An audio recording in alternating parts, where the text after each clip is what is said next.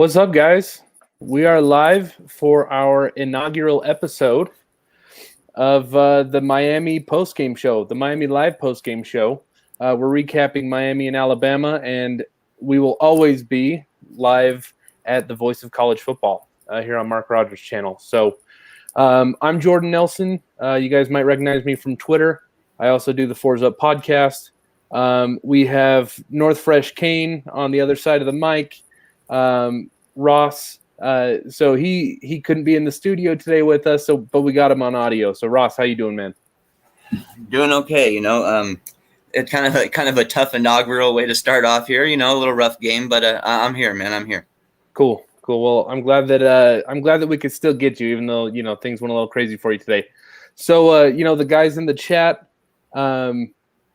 please give us all the input that you got. We're looking forward to interacting with you guys on this show.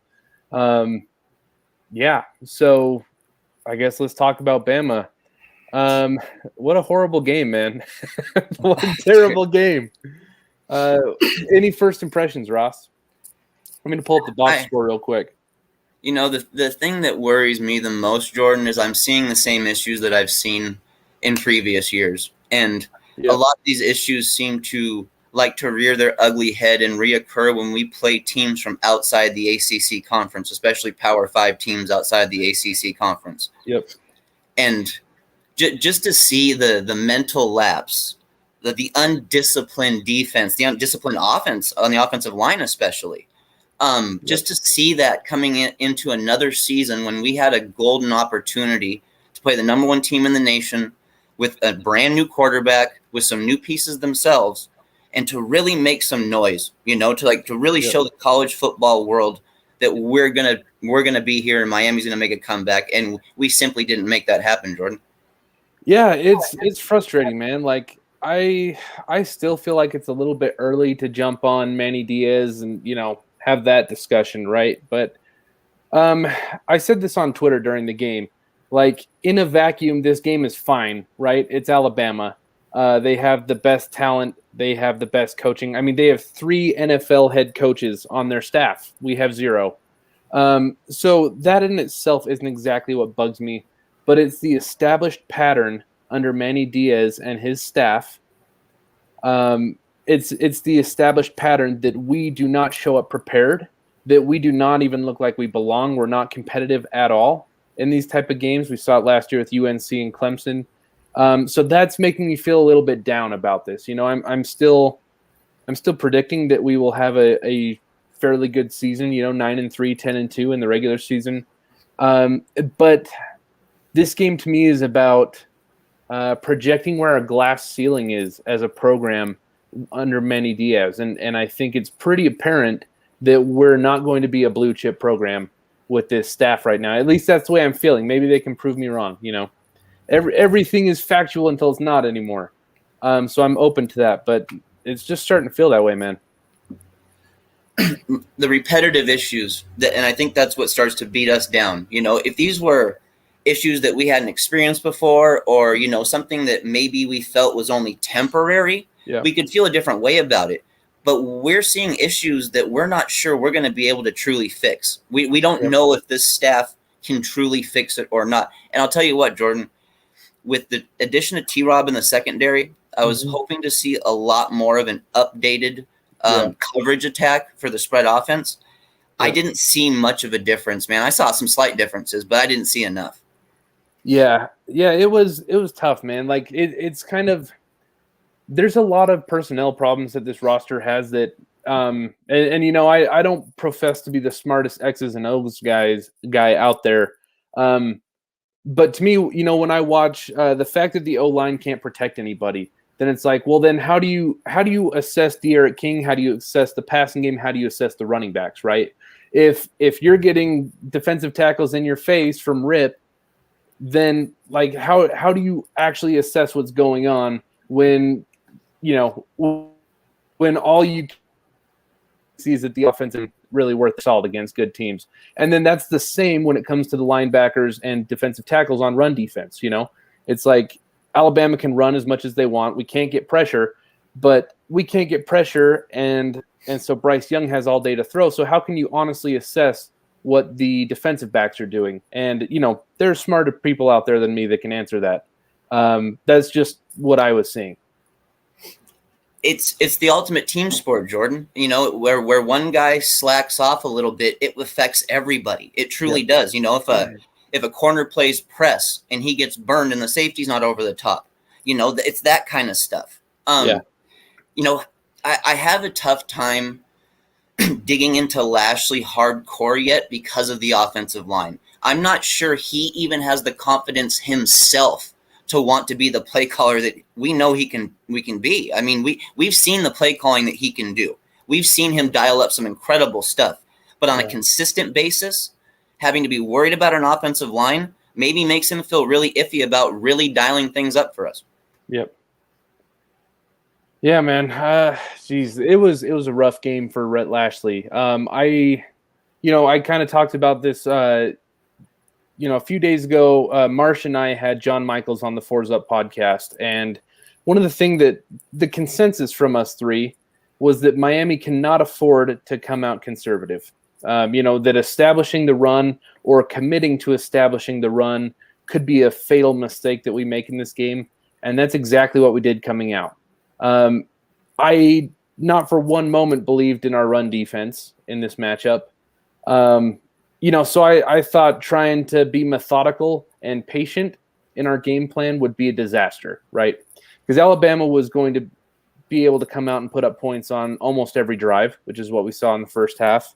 And it was about whether we were going to be able to match it. And, running the ball on first and second down or calling draw plays on 3rd and 7, it's not going to get it done, man. And especially because our offense is going to be what carries us this year. Like, we're going to be able to win shootouts because that's where our talent is. We have some serious personnel issues on defense, man.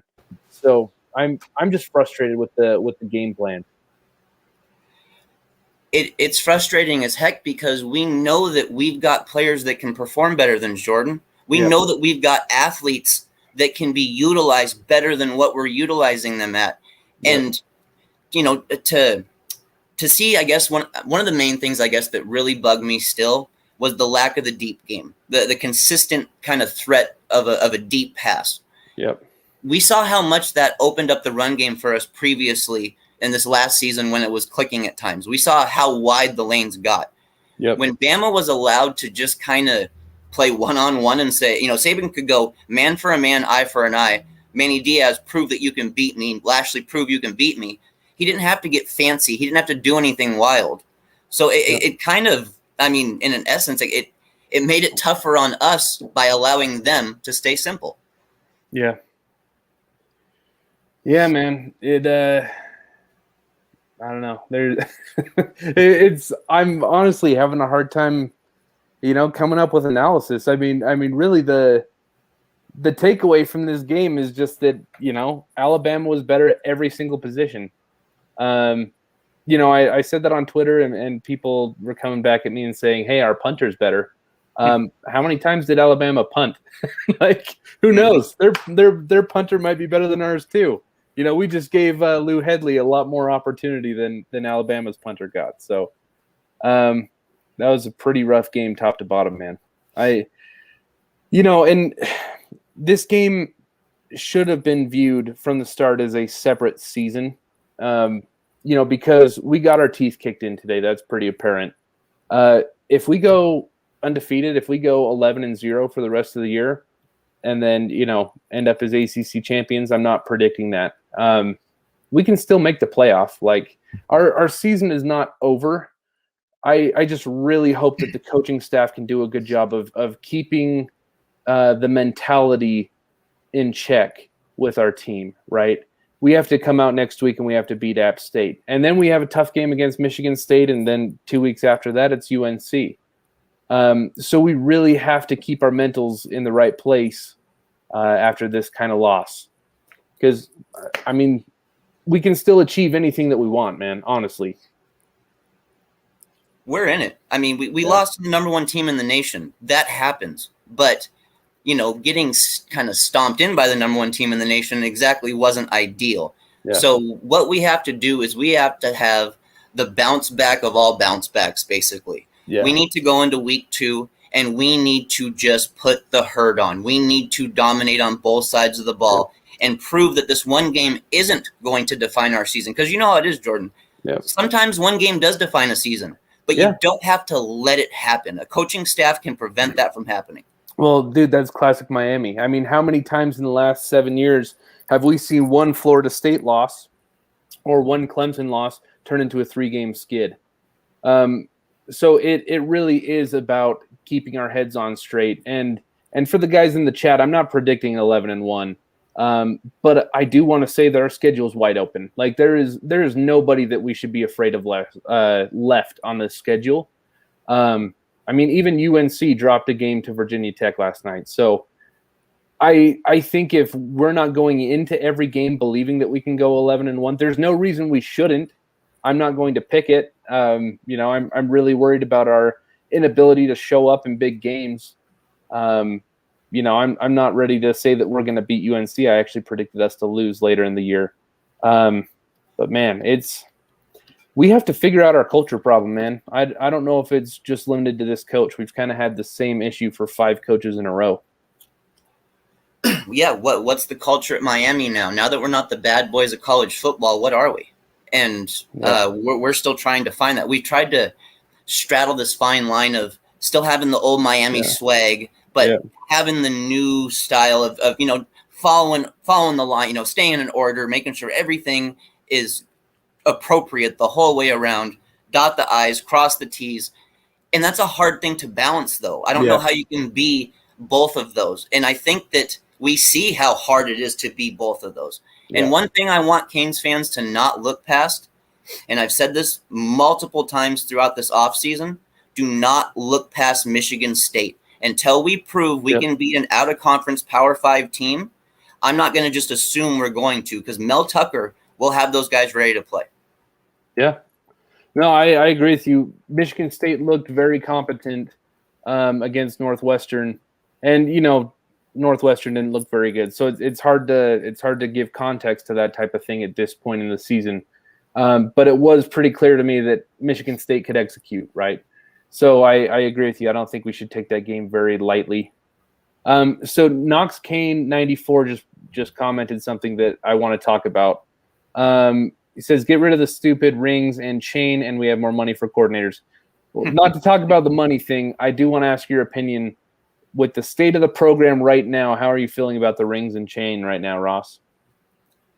It was cool for hype for a little bit. I think maybe to get some attention back at Miami that we desperately needed, it was okay.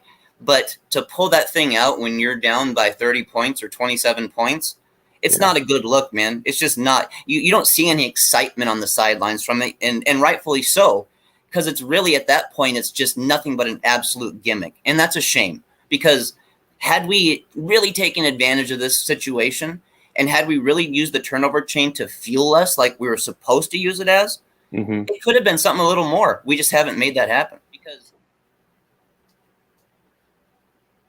you there? Yeah.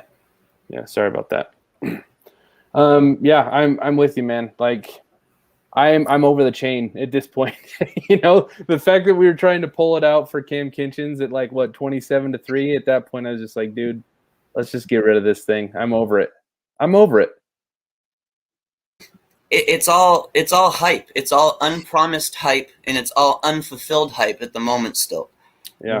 Like I said, we had a chance to make this turnover chain into something really, really palpable, something that we could grab a hold of and really use on a week-to-week basis. But, man, seeing it pulled out like that, I mean, that's a lot of money spent on a chain that's getting pulled out when we're down by 27 points. And I agree with the statement that I would rather be spending the big bucks on getting coordinators than I would on gimmicks. Yeah, I mean, thinking about the money, those chains are $100,000, so that's a big deal when you're looking for coordinators, man. Like, giving somebody $1 million instead of $850 is a pretty big deal. So yeah, I'm with you guys. I'm so tired of this hype culture around the program. We're so quick to be posting gas station pics or hyping ourselves up on Instagram.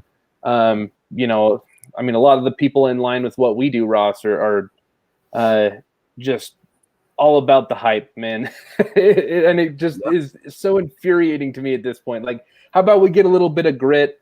How about we get a little diligence and discipline? And how about we have some on the field results? And then we can start, doing our thing. And a thing that I have said for a long time is, swagger is not talking trash and being up in people's face and getting unsportsmanlike penalties. Like, that's not the swagger of classic Miami Hurricanes. What swagger is running sprints in military boots on the beach, like Michael Irvin used to. Like that's what swag is. Swag is showing up to a game and being so much better than your opponent that you can disrespect them, and that's what Alabama did to us tonight. So I'm just tired of this hype culture. I'm tired of the, Miami's back, whatever. It's stupid, man. Let's just, how about we focus on the right stuff and win some games? It's about getting the basics figured out, because the thing is we have the athletes. We've got special athletes. If we can get these guys to really have discipline and master the basics, we're not going to see as ugly of performances. Sure, that might not guarantee beating the number one team in the nation. I'm not going to say that will. Yeah. But you won't have such an ugly game to look back on after it. You just won't. Discipline and performance is everything, and we just don't get it in big games. Yeah, I wasn't expecting us to win this game. I predicted on the Force Up, I predicted a 42-21 loss. Alabama beating us by 3 scores. But just the way that it looked, the optics of the first half were just unacceptable to me. If the game would have gone, if we played the second half twice, like that's the competitive balance of the game, I probably would have been okay. But you can't just come out that flat, man. You can't show up looking like you're a high school team when it's the biggest game of the year. I'm not okay with it. I'm really not. It'll never be acceptable to me. I don't care who we're playing. I mean, if we were playing the Las Vegas Raiders and we showed up that flat, I'd be pissed. Like, effort means more than ability in my book, and I'm not seeing a whole lot of effort. There's plenty of ability on the field. There's just not a whole lot of effort. Effort comes down to coaching, man. We both know that comes down to flat out coaching. So, I mean, which coaches is it? Is it the top that's the issue? Is it the head coach? Is it the coordinators that we brought in? Are we still lacking in developmental guys behind the coordinators? What is it? What are we really missing on? I don't know. I mean, I think that's the right question to ask. I just don't. I mean, I'll say it. I think we're all a little bit afraid to call for Manny's head already. I am. I'm not ready to call for it, but. I mean, when we're asking the questions there, I had an interaction with a guy on Twitter during the game, and he said, our problem is that we haven't been able to deal with long layoff times between games. We can't deal with bye weeks. We can't deal with off seasons. Like, we can't get ready. And my reply was, well, isn't that the definition of bad coaching? Isn't that the textbook definition of bad coaching? So if we can all agree that that's kind of the problem, then why aren't we having the next conversation, But, I mean, that being said, I don't disagree with the people that say, hey, you really need time to establish a culture, right? Yeah. I think that's why a lot of us are kind of in the middle, and we're like, hey, I don't know what to do yet. I don't know if firing Manny is the right thing or staying with him is the right thing. It does take time to establish a culture. It takes time to get your guys in and to get your, offensive and defensive systems going, get everyone on the same page. But at the same time, we've just been spinning our wheels since 2006. We've had the same problem with 5 different coaches. We had, Mark Richt gave us one great year. But really that was kind of a gold-plated turd if you think about it. That was a whole bunch of last-second wins. It was really, we came out on top of 4 or 5 toss-up games, which just happens sometimes, despite how ugly this was, there's a golden opportunity for Manny Diaz to turn this around now. After something this bad happens against such a powerful team, if you can actually come out and show the next week that didn't define you, it's a big deal. It really is, because younger coaches can get beat down by this stuff pretty easily. And let's face it, in the terms of experience at head coach, Manny Diaz is still a young head coach. Yep. I think that he has a very, very, very valuable opportunity here to take this team, take a step back and go, hey, we're still Miami. We're still the Canes. We're still going to go forward. We're going to be competing for an ACC title this year, and that's going to be the goal. Win the Coast, handle that business. But, along the way, let's just keep learning. Let's keep building and building and building week by week. It's not going to be an overnight fix. I don't want Canes fans to think that we can go in to practice this week and fix every issue. It won't happen. But what we can do is make the proper adjustments and move forward with the right attitude. Yep. So I want to touch on two things that I thought Manny Diaz improved our program with last year. And then I want to talk about them going into the rest of the schedule. So the first thing that I think Manny Diaz did for our program last year was, following up on your point, is that we did not let the blowout versus Clemson define us. Right? Just like you were saying, we didn't let that Clemson game turn into a skid, right? We came back, we won the next game, and then we went on a short win streak until UNC. And the number two thing is that we didn't lose games to bad teams last year. That's a common trope in Miami media, is we always say, we'll lose the one big game to whoever, Notre Dame, Florida State, whatever, and then we'll lose another game to a team that we shouldn't lose to, right? That didn't happen last year, and I think that's important, right? That's an important step that Manny Diaz helped us take. I'm interested to see how we build on that, right? Because we still have the glaring issue of not being competitive against good teams. So I think for Manny to have a successful season, which he still can for sure, he needs to continue. He needs to not let Alabama define our season. He needs to not lose to bad teams. And then also we need to show up competitive against UNC. And in the ACC championship, if we get there, we don't have to win. I just want to be prepared. I want to be competitive. I'm tired of watching the first drive and thinking, oh man, this game's over. I'm over it, dude. It's so dumb. That is so dumb that a program like the Miami Hurricanes are they're playing on the biggest stage of college football, prime time, and you watch the first drive and you think, man, this game's over already. Yeah, it's heart-wrenching, man. Here's a question that I got for you, Jordan. You talk about, and it's an issue that we've had for 15 plus years that I'm going to be bringing up, unfortunately. Yeah. But you talk about Manny Diaz winning the easy games last year, and that was important because it was something that we simply hadn't done on a consistent basis. Yeah. Can we do that 2 years in a row, though? Can we do it, dude? And it's been so long since we saw it happen. Yeah, we better. I'll tell you that much. We better. If you look at the roster and the attrition that we're going to have this offseason, just think up and down the roster. I mean, we had 19 returning starters. Okay, next year it's probably going to be around 5, maybe less. That's just off the top of my head. I didn't go through them, so we'll say 5, give or take a few, right? It's going to be bad, dude. Like, we can't afford to go 8-4, or 9-3 this year, because Manny's not going to have a job after 2022 if that's what happens. He can't go 8-4 and then go 7-6 the next year. I mean, yeah, he'll be able to say, hey, we didn't have a whole lot of talent, and it'll be true.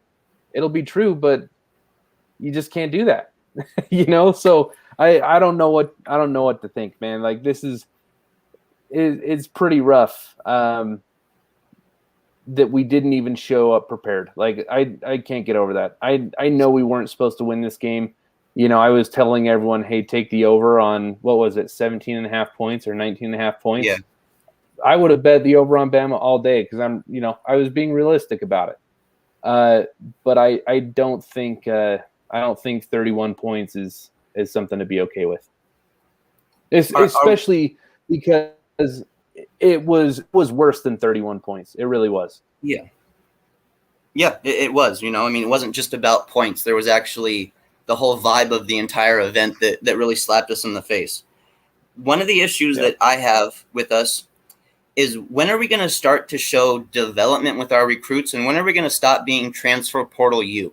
We depend on the transfer portal so much. Well, guess what? We didn't have the transfer portal to dip into as deep this year. Yeah, we got guys like Tyreek and DeAndre Johnson, but we didn't get a Jalen Phillips. We didn't get a Quincy Roche.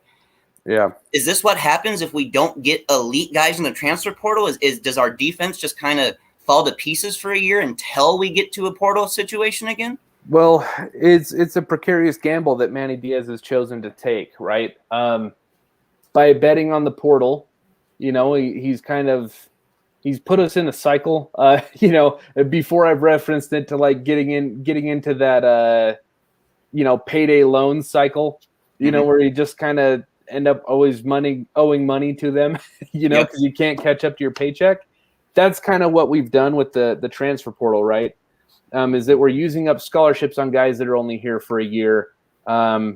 You know, and when you do that, now granted, Manny has recruited very, very well the last 2 cycles, okay? So I'm not upset about that, but you hit the nail on the head with development, okay? I saw in the chat somebody mentioned, you know, that our young guys look pretty good. Restrepo, Keyshawn Smith, you know, Xavier, I already said Restrepo. Cam Kinchins looked really good today. You know, so I'm open-minded about that. But he really needs those guys to hit, or else we are in a lot of trouble because of the transfer portal, right? And it goes right along with what you said. You know, we're not always going to be getting the former number 1 recruit that wants to show up and then be a first-round pick. I still would like to see these young guys get more opportunities earlier in games. I think it was a shame to not see a guy like Restrepo get a little bit more opportunity to go downfield on a fly pattern or 2 for 25, 30-plus yards in the air. I wanted to see the competitiveness. I wanted to see if the rumors at practice were true. And here's the thing, though, is that when we did go to Restrepo later in the game, he got the long pass hauled in, and he also drew an important pass interference call. So those things are valuable, but those are things that we need to start doing earlier in games. You can't wait till the 4th quarter to do it. Agreed. And I do agree with, you know, in the chat, Coaster Kane just said no protection to go downfield. 100% true. 100% true. In the first half, King had no time to pass. That's on our offensive line. And actually our wide receiver group, I've long been critical, especially last year. A little bit optimistic this year about the wide receiver core. They impressed me today. Rambo was getting separation when he needed to. You know, Mike Harley hurt his thumb, which is unfortunate. Keyshawn Smith and Restrepo both looked fairly good. The problem was that De'Aaron King didn't get a lot of time to pass, and honestly, after getting hit a whole bunch, kind of started to look rattled, in my opinion. So I'm optimistic about our wide receiver play after this game. I think it's good. I'm very concerned about the offensive line. I'm very concerned about the defense. Our secondary did have some nice plays. You know, DJ Ivy got absolutely torched on that 94 or 5-yard touchdown. That was pretty disgusting.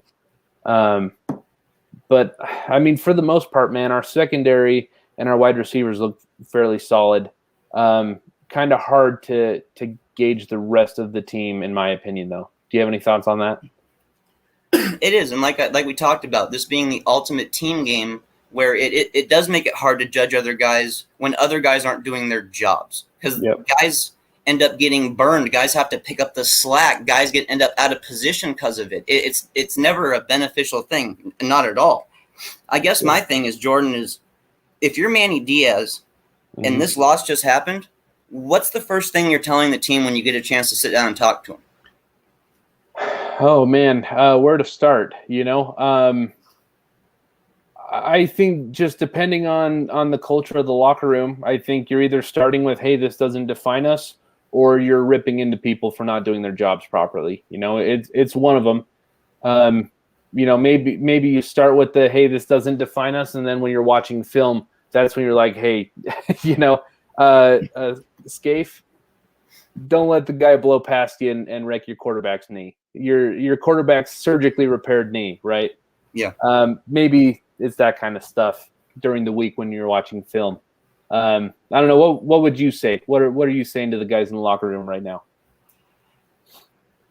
What I'm trying to do is I'm trying to find a balance after this. I'm trying not to go one way or the other.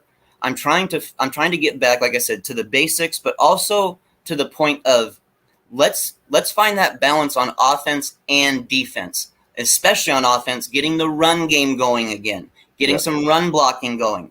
That was supposed to be a thing of, kind of an upside for Garin Justice in year 2 throughout his history, is that the run blocking got better wherever he was. Yeah. That has to improve. If the run blocking improves, even if the pass blocking isn't great, it still gives Lashley more of a chance, and it gives King more of a chance to make plays happen. Yeah, well, I mean, let's be honest about the O-line for a sec, though. We have largely the same guys now that we did 2 years ago. 2 years ago, we were 120th in sacks given up. Last year, we were 91st or 92nd. So we can have that same level of improvement and still be average. You know, like if we move up 30 spots, which is very significant, we have reached average.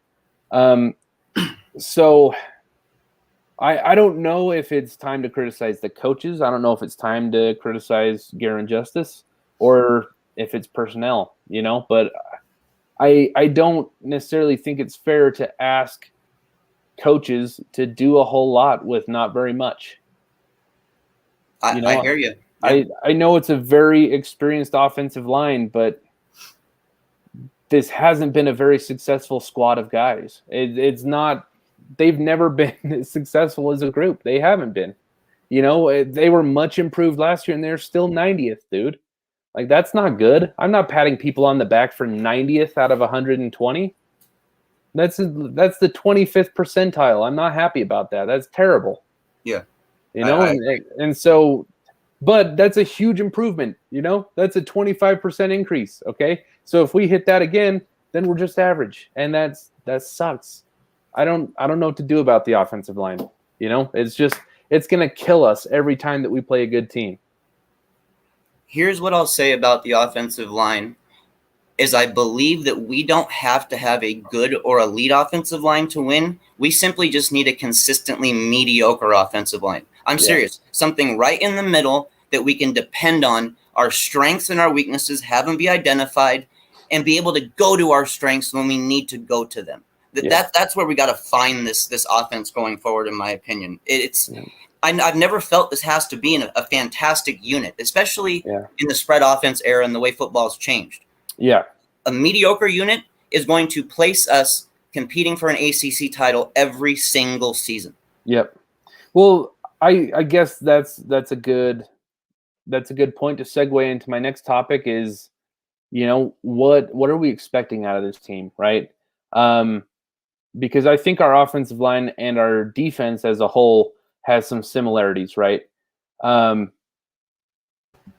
If both of those units if our defense and our offensive line are mediocre, we are going to look fine against the Boston Colleges and Wake Forests and Dukes of the world. Mm-hmm. Probably going to have some big wins. We're going to have games where we look dominant, right? Yep.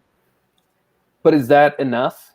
Or do we want to look competitive against the Clemsons and the North Carolinas and the Alabamas of the world? Like we have to take inventory of what our expectations are. You know, if we are happy beating up on the Syracuses of the world, okay, then we're doing it, you know. But if we really want to get to that next level, then we have to, you know, do some pondering. We have to look in the mirror and realize, like, hey, we're not even close right now. I'm worried that the easy wins we got last year are being misconstrued as a lot of production or that we were 100% on the right path. While we were getting on the right path and while we still have that opportunity to get on the right path, this is still a work in progress. And Manny Diaz, I'm sure, knows it better than anybody does. He sees it firsthand every week at practice. Yeah. But like I said, this is the opportunity. This is the bounce back. This is the utter importance of flipping this on its head, turning this season into something worthwhile. And like we talked about, not letting it define us. We still have a chance to have a really good season, Canes fans, and we have really good players on this team. We just got to use them right. I agree with you, man. I mean, we're certainly, I like, the sky is not falling. It's hard. It's hard to put this loss in perspective, right? The sky is not falling. We're still probably going to win 8+ games at the very least. But, you know, if you're a fan like me that wants to get back to those days of winning national championships, this is a tough pill to swallow, man. Last year against Clemson and USC was a tough pill to swallow. Like, it's just a reminder that, you know, we're nowhere close to, like, top 10 in the country. We just aren't. And that sucks, because this is the most talented team we've had in 16 years. It sucks that that's not good enough to be top 10. It's kind of infuriating, you know? Yeah, it's kind of, when do we reach the point where we do have enough talent? You know, when do we finally have enough experience? When do we do have the right coaches? And we're having to ask these questions over and over and over and over. Yep. And that goes right to the frustration. Yeah. I think one thing, though, that will be really, really good for Manny Diaz and the staff this year, and especially after this loss, and it's something that we haven't done yet, but we still can, is going to that youth. Going, you know what? We're not going to just settle on these guys who've been around for a while who aren't performing at the biggest moments. Let's get the young guys out there on snaps earlier in games, and let's just see what they can do for us. And I hope that Manny and the coaching staff kind of has the balls to make that move. Yeah, I agree with you, man. So I want to point out a comment from Bergie. Says, we can have a good season, but if we always come up short against top teams, then is it really good? ? Or is it just good enough to get by with? That kind of goes back to what I'm saying, man. Like, we have to take some inventory about what our expectations are, where we think we're at as a program, right? So last year we only beat one team with a winning record, and that was NC State. Is that acceptable? Like, do we call that a good season, right? That we beat a whole bunch of below average teams? I pointed out earlier, it was an important step to not lose a game to a bad team, right? That's a very important step for this Miami program. But at the end of the day, like, we went 1-3 against teams with a winning record. I mean, look at where we recruit every year. We don't recruit at a 1-3 level versus good teams. We recruit at a level where we should be at least 500 with some of these squads, or at least, if we're not winning or 500 with them, at least showing them that we can battle for 4 quarters. We don't recruit bad. Yeah. We recruit good players. We're just not developing them and putting them in the right place to succeed. Well, I'll tell you what, man. Like, I'm out here in Salt Lake City, Utah. So I grew up watching. You know, I'm a Canes fan through and through. I don't cheer for any other teams, but I've grown up around the University of Utah, BYU, Boise States of the world, and to watch them have as much or more success with a lot less talent is very frustrating, is a good word. It kind of makes my brain explode. Like, how is it that the Boise States of the world are regularly putting together more successful teams than us? You know, like, I don't understand what the problem is, you know, at this point, right? Because we're 5 coaches into this slump. I don't understand what the problem is at this point. You know, is it that we just have hired 5 bad coaches in a row, or 5 bad fits? Because it's hard to say that Mark Richt is a bad coach. That doesn't mean he was a great coach for us, right? Yeah. I don't know what to say, man. I wish I had an answer to fix this, because I'm tired of having this conversation every year, 2-3 times a season. But what else is there, man? It's finding that level of where we're at as a fan base and a team, and wondering if we're even comfortable being at that level or not. Last year, while we went, we had some improvements, like you said. Yeah. I mean, we made some important steps, and those steps can still be proven to be important this year. We can still build off of those steps, but it's just tough it's really tough to know that this is what happens when we play a good team. And it's not just to say, well, this is what might happen. this is what absolutely happens when we play a good team. Somehow, some way, it has to change. Like you said, 5 coaches deep into this. Yep. Something has to change, dude. We don't have bad coordinators. T-Rob is a proven secondary coach. Lashley proved that he can make an offense work. I mean, what's wrong? Hasn't Rhett Lashley won a national championship as an offensive coordinator? With Gus? Yeah. I don't know if they won it, but if they were right there in the playoff, I believe, weren't they? Well, it was the Nick Marshall year, so that was the year they lost to Florida State, right? So I don't know if he was OC for the Cam Newton year. So he's at least been to a national championship as an offensive coordinator. I don't think it's fair to say that he sucks. I don't think it's fair to say that T-Rob sucks. No. I don't think it's fair to say that most of our talent sucks. Yet when dude, I don't know, man. Giving up 550 rushing yards to North Carolina last year, just getting curb stomped by Clemson. What happened today against Alabama? Like, I don't know where the direction of this team is going, man. What are we, friggin' Boston College? Like, are we going to be happy being a Boston College type team, you know? One thing I want Canes fans to recognize that's happened, and Coach Baker kind of ended up being our guy that we could all beat up on. He kind of ended up being the guy that we all focused our anger on. Mm-hmm. Take a look at how the defense was ran last year, and then take a look at what you saw week 1 today, and tell me that's not the same kind of style defense that you saw this whole time. We've been running Manny Diaz's defense this whole time. He's essentially been our DC this whole entire time, in my opinion. Yeah. So, I mean, bringing back him and I don't think that you can have him fix it when he's proven he can't fix it, honestly. The problem was not coaching as much as it was personnel. I know that, I've seen some comments in the chat. People don't like me saying that. I've gotten a lot of pushback on Twitter. That's the problem with the defense, man. I don't really care what people say. Like, our defensive tackles are not good. What's my brain is not working right now, but the young defensive tackle that kind of popped a little bit last year. Harrison Hunt? Yep, Jared Harrison Hunt. Like, he could have a good year, right?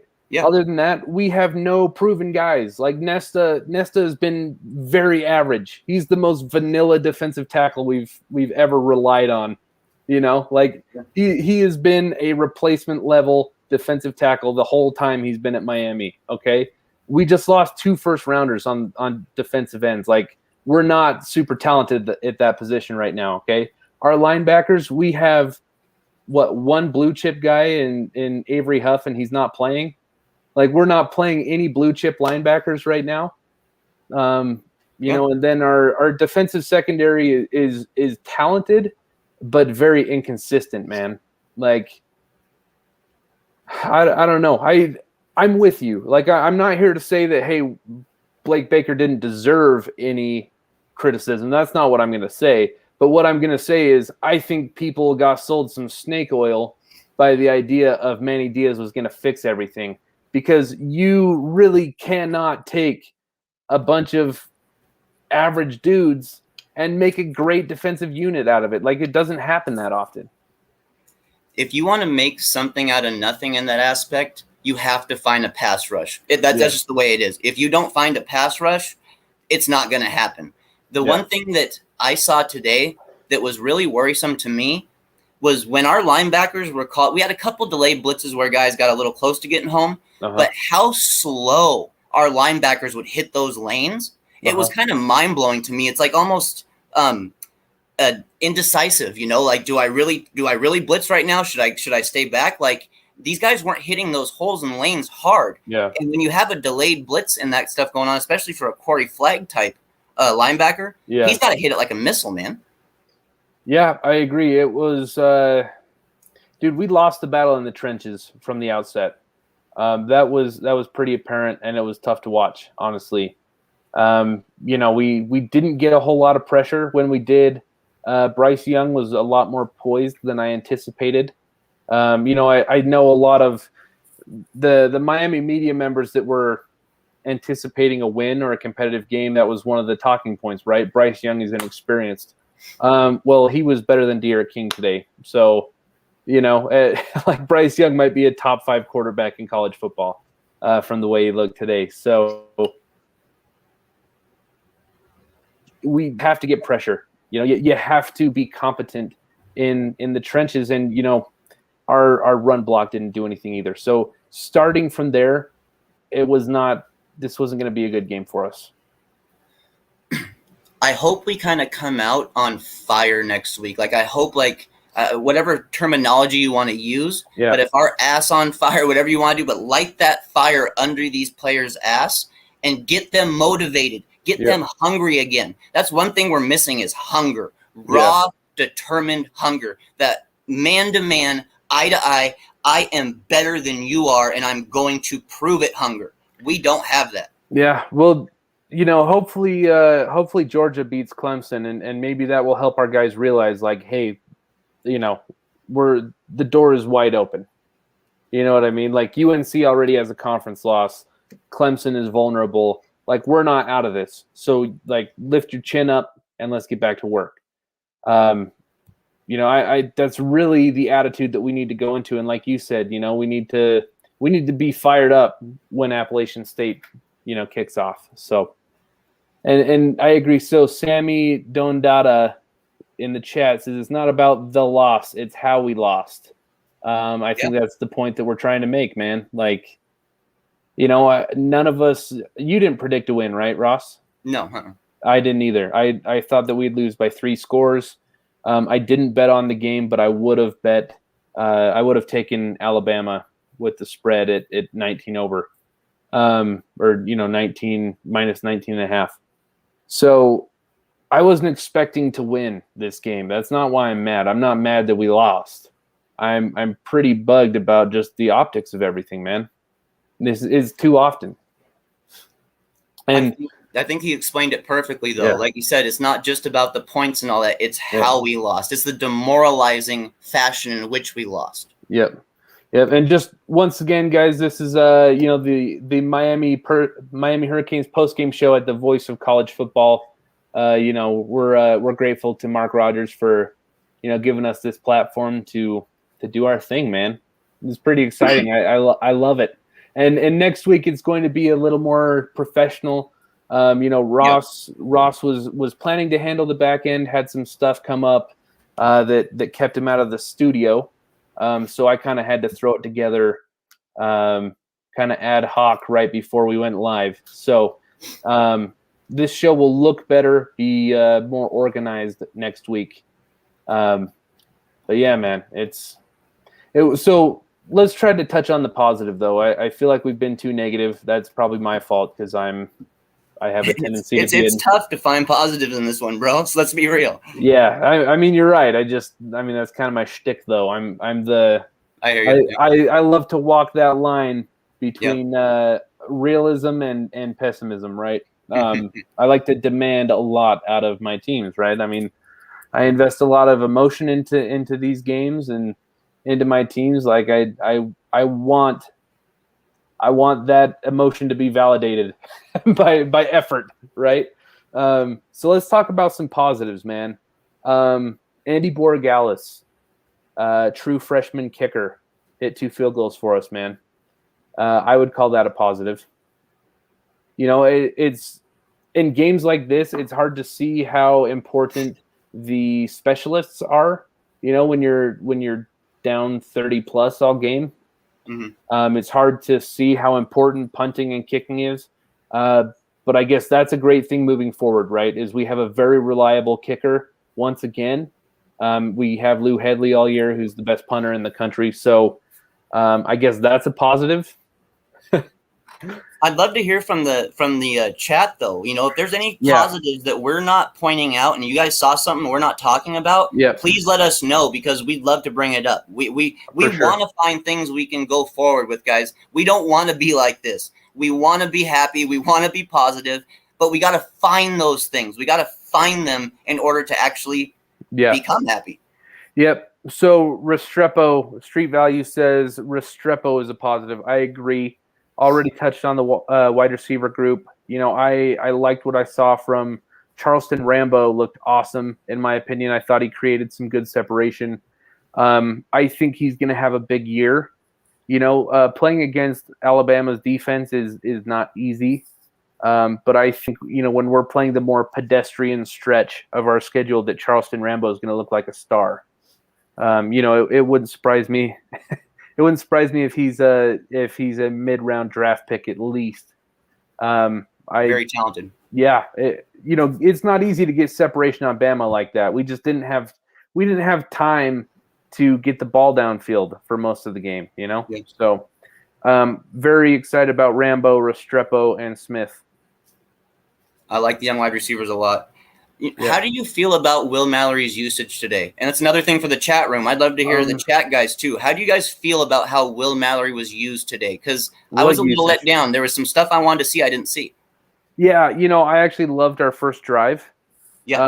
I loved that we had tempo, that we were going for short passing. I know a lot of people wanted to see us air it out a few times to start the game. I was totally fine with those quick passes, 5, 6 yard, 7 yard chunk gains. And Mallory had one early in the game. We really stalled out by, doing a halfback draw on that 3rd and 7. And the next time we get the ball, we run on 1st and 2nd down, that's 100% on Rhett Lashley. So Mallory was not used adequately today. I think that's very fair to say. I am interested to kind of see a more air raid approach going on in this season. Why commit to running the ball when your offensive line is struggling when you have those 5, 6, 7 yard chunk gains available? I completely agree. And one thing, speaking on Mallory here, one thing I'd like to see this staff take a chance on is if we're not having success with the guys we currently have in, and we've talked about it going younger, well, even letting a guy like Arroyo at certain times get out there just to see what kind of chops he has behind Mallory, so we can see if we have something for the future or if it's immediately ready. Yeah, that's a great point. We have a ton of young talent. We didn't see Brashard Smith a whole lot today. No. We have talent available, right? James Williams got a little bit of burn. Cam Kinchins. Did we see Leonard Taylor at all? I didn't notice him. If we did, and not much. I don't think. No. Yeah. So, I'm really hoping that, especially against Central Connecticut Community College or whoever we're playing in a few weeks, why not just start those guys, man? Start Tyler Van Dyke.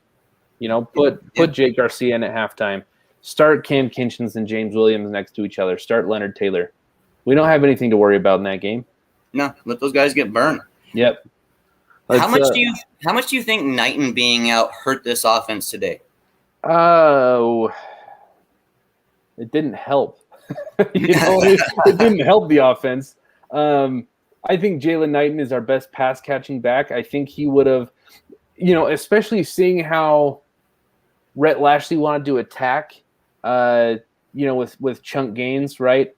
I think Jalen Knighton definitely could have been an asset in that, right? Because then he's a weapon in the pass game out of the backfield, man. He can be a safety blanket kind of.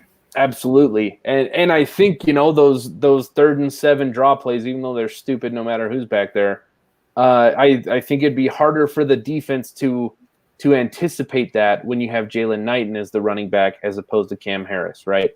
Yep. So I definitely don't think it helped to have Jalen Knighton out. But we're talking about a blowout, man. Like I'm not gonna say that it would have changed a whole lot. But I do think Jalen Knighton's our most versatile back. I think Chaney is probably a little better right now. But Knighton gives us versatility that the other two don't. What kind of usage do you want to see going forward in turn? Because this right now, this is the Cam and Chaney show. Yeah. What kind of usage do you want to see in comparison to them next week? I'd like to see more Don Chaney, man. Me too. Absolutely. I'm almost fully ready to go all in on Don Chaney as our 3-down back. When Jalen Knighton gets back, I'm fine mixing him in. Like Cam Harris, I don't know, man. I don't know what Cam's deal is, but he just really hasn't He hasn't moved the needle for me since like game 4 or 5 of last year. I'm not saying he's the problem, Chris Mitchell. I agree with you. I don't think Cam Harris is the problem. I'm not sure that he's helping change a whole lot of the problems. Like you can, just because you're not the problem doesn't mean that you're help mitigating problems, right? But I don't know. Maybe it wasn't Cam, but I would like to see more Chaney. I think we've established what Cam Harris's ceiling is, and I'm not overly impressed with that. The one thing that I want Canes fans to kind of think about when we're talking about Chaney and Cam going here is that when you've got a guy like Cam in, certain defenses, and especially at certain points of the game, can kind of zero in on him, and they know what's going to happen when he's in the backfield, especially if he gets the ball. When we've got Chaney in, defenses will have to be forced to stay a little more honest, because Chaney can do a little bit. He can go through the tackles, he can get to the outside, and he can be a little bit of a force in the pass game. So they can't necessarily cheat and just expect something to happen. With Cam in, sometimes we're a little too predictable. That's not Cam's fault. It's just the usage of how we're using him. But I think Chaney gives us that versatility, and that's what's so important in Lashley's offense. Versatility and mismatches are everything. Yep. One sec. So our friend Derek Coe is going to be joining us, on occasion. So he's ready for us. So I'm going to drop him the link, but I think I only got 10 to 15 minutes left in me. But I'm going to send him this link and get him on here just to hear his thoughts. He was at the game. Yeah. One sec. So what was your question to me, Ross? Sorry about that. I guess my question to you is, as far as raw numbers go, what percentage of carries do you want Chaney to get in comparison to Cam? Do you want it to be a 75% Chaney, 65%? How do you want to see it? Between 60 to 70. If we give Chaney 15 carries and Cam gets 7, I'm pretty happy with that. Do you want Chaney used in the pass game more? Yes. Yeah, I think Cam is who I feel least comfortable with in the pass game. I feel better about Rooster over Don Chaney, but Cam is who I feel least comfortable. Did any of our RBs do a decent job today picking up blitzes? I didn't get a chance to watch that close enough. I don't think there was a whole lot of good blocking. I did see there was one play where Chaney got pushed into De'Aaron King, by a linebacker blitz that was not good. So it was pretty much it's pretty much Chaney that sacked King, but whatever. But it's like that was the only play that really stuck out to me. I'd have to rewatch it again and focus on those pickups. But yeah, man, it's our pass protection really struggled. Like I think it's easy to look at the box score and think De'Aaron King had a really bad game because his stats aren't pretty. Yeah. But dude, in the first half, I'm not sure that he had more than 3 or 4 seconds to throw the ball on any play. People were right in his face immediately.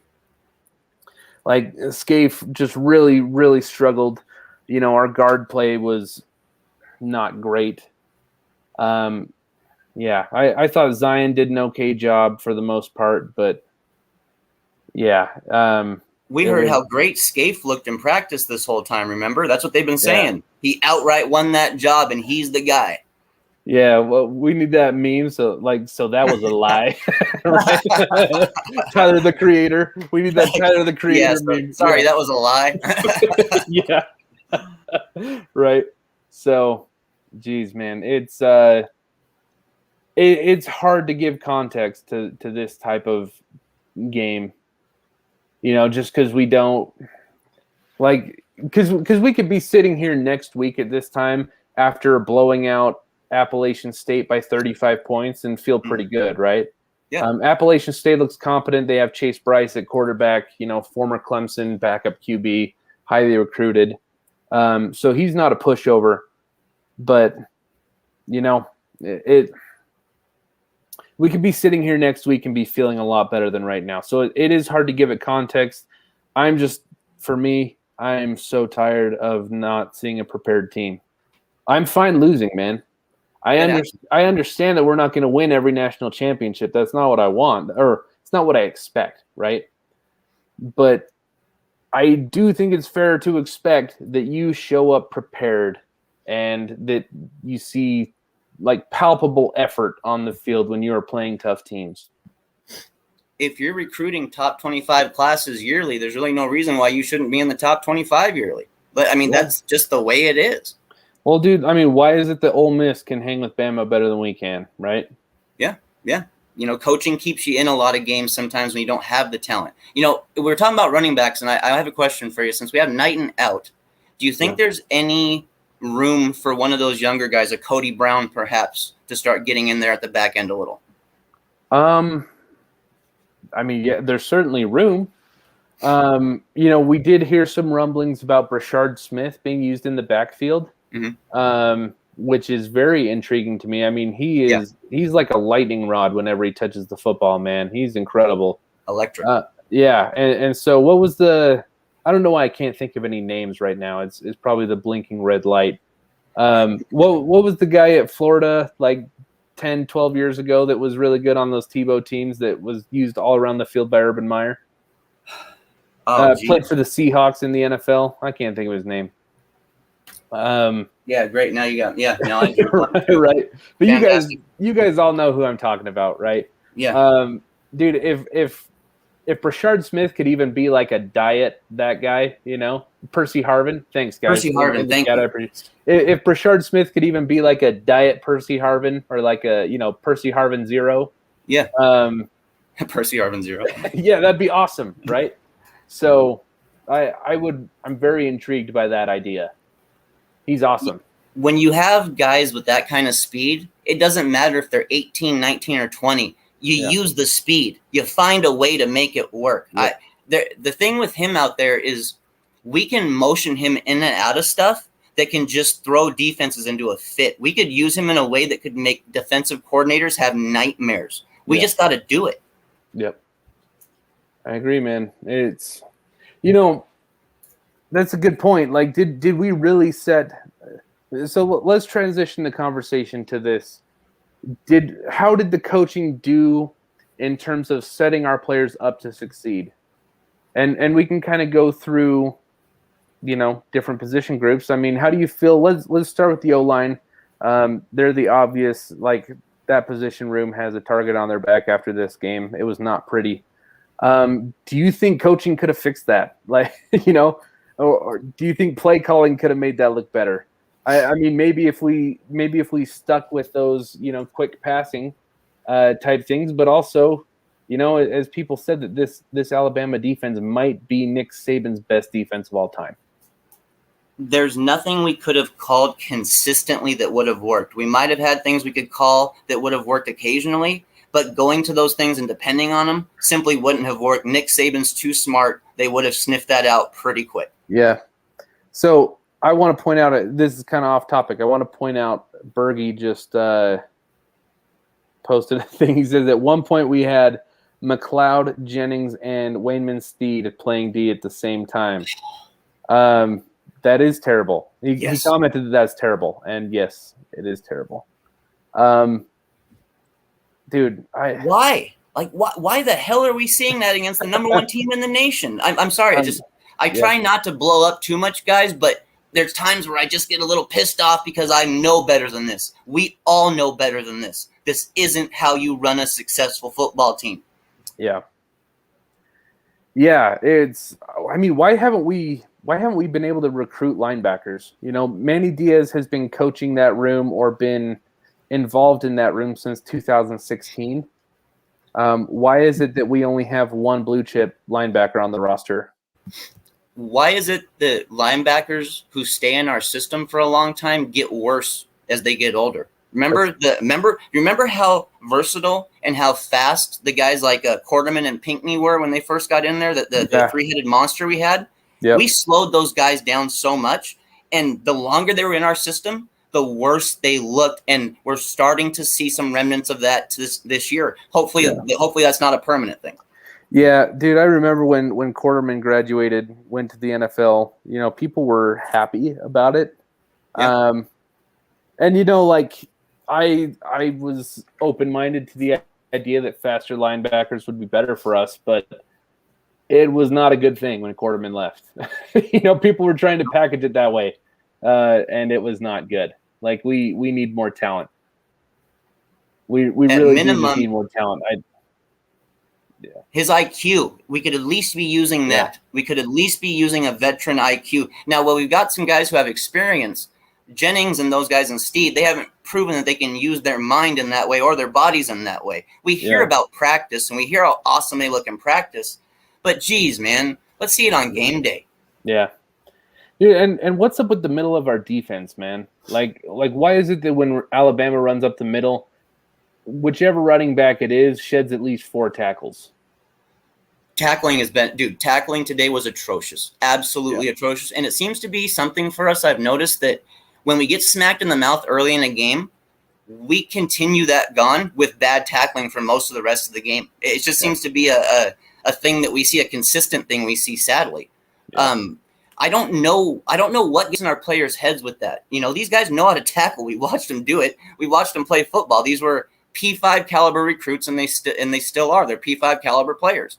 Yeah. But not even wrapping up, not even doing the basics of tackling, just coming in there, dropping their head, trying to just hit with their shoulders and have a big boom, pop kind of play instead of wrapping up is what we see.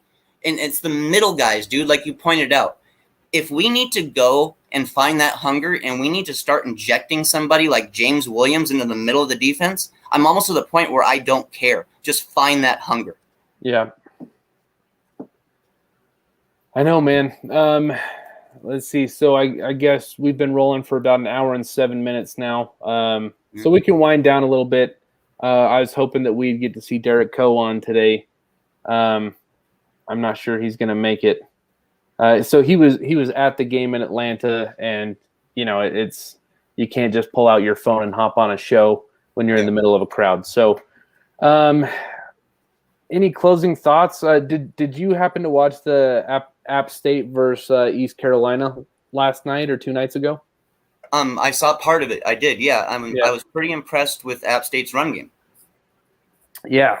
I think they're a well-coached team. They have Chase Bryce at QB, who, he has pedigree, right? He was very highly rated, accomplished high school player. If there's good coaching, then you can really use that to your advantage. So hopefully we can keep our head on straight. I think next week is a matter of not beating ourselves. I think we have a better shot of beating ourselves than Appalachian State has of beating us. I think that's what it's going to come down to. Do you have any thoughts about next week? Yeah, I agree. I mean, there's no way App State beats us man-to-man, eye-to-eye. The only way we lose that game is if we allow ourselves to lose that game. Yep. And remember, the last time we played them, we were told that we were going to have a game. It was up there in the Appalachians, wasn't it, when we played them? We were told we were going to have a battle, that this was a young team, a hungry team that was going to be there, and they were going to upset us. We need to approach this game like we did against App State last time. We are bigger, stronger, and faster than you. We're going to bully you. That's what we have to do. Yep, I agree, man. I agree. Well, hopefully our fortune is a little better next week. Thank you guys in the chat for sticking around with us today. We appreciate you. Today was our inaugural show, post-game show. But yeah, so next week expected to be a little more polished. We kind of had some crazy circumstances right before we went live today that kind of, caught us a little off guard. But next week it'll be a little more polished. And I'm excited, man. Are you excited? And you guys are unfortunately, you're going to have to see my ugly face next week. I'm not just going to be hiding on audio. You're going to have to see this ugly mug. Well, hey, I'm excited to see that beard, man. Every time I get a chance to see your luscious beard, I'm excited about it. So I'm still growing it. Cool, man. All righty. Well, Ross, you have a good week, my friend. Take care of yourself, and thank you to everyone in the chat. Appreciate you guys. Thank you, Canes fans. Yep. See you guys.